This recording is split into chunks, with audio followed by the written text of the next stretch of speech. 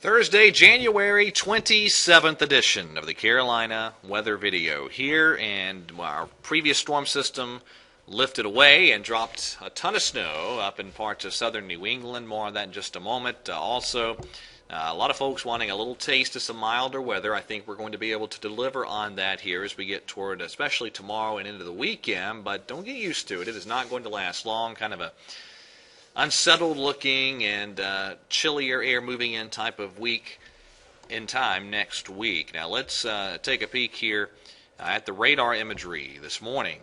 And a couple of features to note here. One, the same system that brought anything from rain to some thunder and lightning to sleet to some snowflakes in parts of the Piedmont yesterday.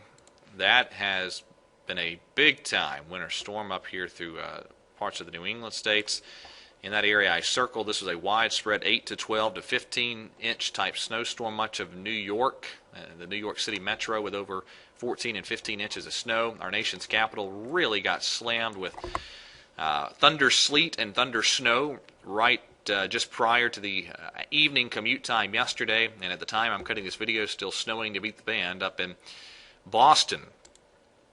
There's the satellite imagery, and this has turned into a very well-defined low-pressure area sitting offshore, and that's going to move at a pretty good clip away. Just some very thin, high, wispy clouds left behind, and so I think really just a lot of sunshine today for us with some of those thin, wispy clouds overhead at times. Pretty good-looking day overall. Still lingering winter storm warnings as that system tails off up here in the southern New England states and central New England states. And aside from that, pretty quiet weather over much of the central and eastern part of the United States. Now, check out the temperature map. Notice there are no fresh big blasts of cold air heading down the pike, so we're going to get a little bit of a push of this milder air here to end this week and as we head on into the weekend.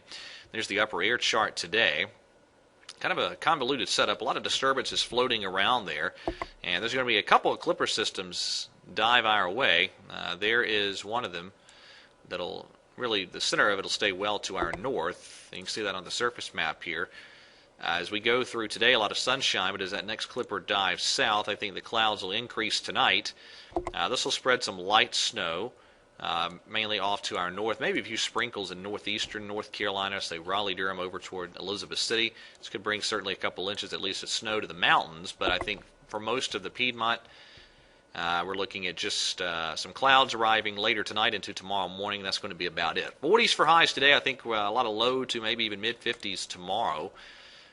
Friday, everybody up into the 50s for highs across the Piedmont and upstate areas. And then Saturday. Boy, Saturday looks like an award winner. I think we'll be able, let me go back to Saturday. There's Saturday. I think we're going to squeeze in a lot of sunshine out there. Might have got my days mixed up. Let me make sure I tell you what's going on. Today, Thursday, 40s. Tomorrow, probably low to mid-50s. Saturday, then, a lot of sunshine, mid to maybe upper 50s. I couldn't even rule out maybe a couple spots clipping 60 in the warmest most locations in the region Saturday afternoon. Sunday, probably step down temperatures just a bit as some clouds begin to stream in. The next little disturbance up the pike here begins to spread some clouds in. Now, next week's very interesting. Let me kind of get into that. I'll do the GFS first here. It tries to bring one little weak system through Sunday night into Monday morning, maybe some sprinkles with that. And then the GFS slightly quicker than the European with the handling of this. And by the way, notice this is another big push of true Arctic air here on the GFS. That'll be that shallow Arctic air. And then just looking at that chart alone, if that were to be the case, this would be an icing issue probably around the Ozarks, maybe northern Tennessee, snow and the deeper cold air. But again, I'm just reading the model to you. That's not what I'm saying yet. I'll show you some other models here. Let's go further out in time here. This is Wednesday morning at 7 a.m. It spreads that precip in, and notice even the GFS has a high and somewhat favorable position for cold air damming. Okay, so that is the GFS.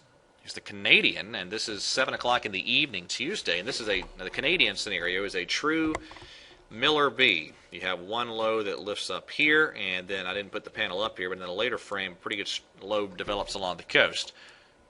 Cold air damming going on, and if you look at, I looked at the other levels of the atmosphere taken verbatim for North Carolina. That is a snow and ice scenario, especially ice. The European also has a different solution. This is the European valid, 7 o'clock in the evening Monday, and it keeps the southern branch feature a little bit more intense and a little bit more separated, and so it is slower than the Canadian time frame. Here's what the European displays. This is 7 a.m. Wednesday, and it brings that low pressure from near the Florida Panhandle to off the coast, kind of a southern slider type of system. No Miller B here on the European, and this taken verbatim, 0Z run of the European, is generally snow north and west of that line, maybe a little bit further east up there. Generally a snow scenario north and west of that line. It's a big change from some of the previous European runs. Let's go just back as recently as the previous run, the 12Z run yesterday of the European. This is up at 500 millibars, and this is going to be valid at the same time. This is 7 a.m. Wednesday.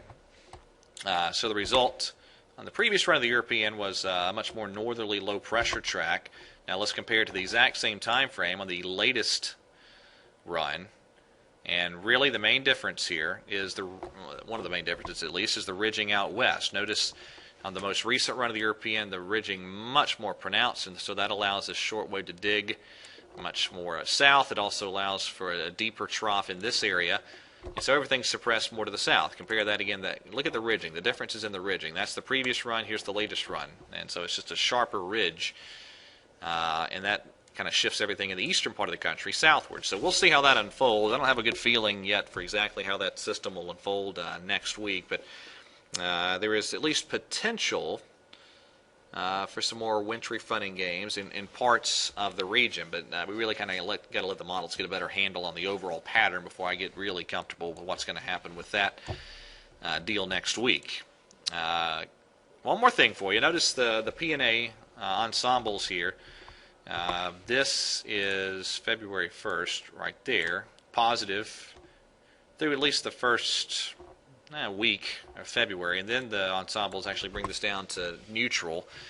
I don't know about that. We'll see. This is the 0Z run of the GFS all the way out at 336 hours. This is way out Wednesday the 9th in the evening.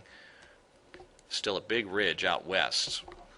So we'll see. I think at least the first week to 2 weeks of February, colder than average overall in the eastern part of the country. We'll see how later February wants to evolve.